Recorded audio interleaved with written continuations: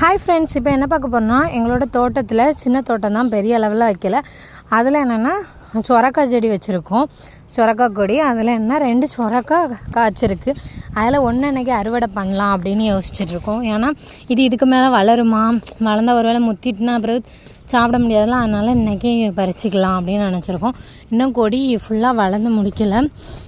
என்னென்னா இன்னும் காய் ரொம்ப போடலாம், ஆனால் இன்னும் ஃப்ரெஷ்ஷாக தான் இருக்குது. இன்னும் வருமா வளருமா அடுத்ததெல்லாம் அடுத்த வீடியோவில் பார்ப்போம்.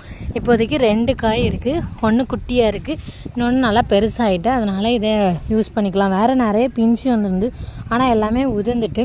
இப்போ நம்ம வீட்டிலையே நிறைய செடிகள் இப்படி வளர்க்கலாம். எனக்கு செடி வளர்க்குறது ரொம்ப பிடிக்கும், அதனால் நான் வளர்த்துருக்கேன். இந்த ஒன்று தான் இப்போதைக்கு பெரிய காய் போட்டிருக்கேன். இனி அடுத்தது நான் கொஞ்சம் செடி வச்சுருக்கேன். அடுத்தது காய்ச்சிச்சின்னா அதையும் நான் உங்களுக்கு வீடியோஸ் எடுத்து போடுறேன். இது என் கை நீளம் நல்லா பெருசாக தான் இருக்குது, அதனால் விளைஞ்சிருக்கோன்னு நினைக்கிறேன். எனக்கு இப்போ கரெக்டாக தெரியலை. சரி, ஓகே, இன்றைக்கி பறிச்சிடலாம். ஒரு வேளை முத்திட்டுனா அப்புறம் சாப்பிட முடியாதுல, அதனால் இன்றைக்கி பறிச்சிடலான்னு யோசிச்சுருக்கோம். கொடி நல்லா நிலமாக இருக்குது. வேறு சின்ன சின்ன செடியெலாம் இருக்குது. நான் அதெல்லாம் ஒவ்வொரு வீடியோவில் போடுறேன். இதில் ஒரு மாமரம் வச்சுருந்தோம், அதுக்கு அதில் தான் ஒரு 2-3 வித்து போட்டேன். அதில் ஒரு வித்து அழகாக வந்துச்சு. இப்போவும் நிறைய பப்பாளி வச்சுருந்தோம், அந்த பப்பாளியும் சின்ன சின்னதாக முளை விட்டு வருது. Thank you friends. இந்த வீடியோ பிடிச்சிருந்தா லைக் பண்ணுங்கள், ஷேர் பண்ணுங்கள், சப்ஸ்கிரைப் பண்ணுங்கள். தேங்க்யூ.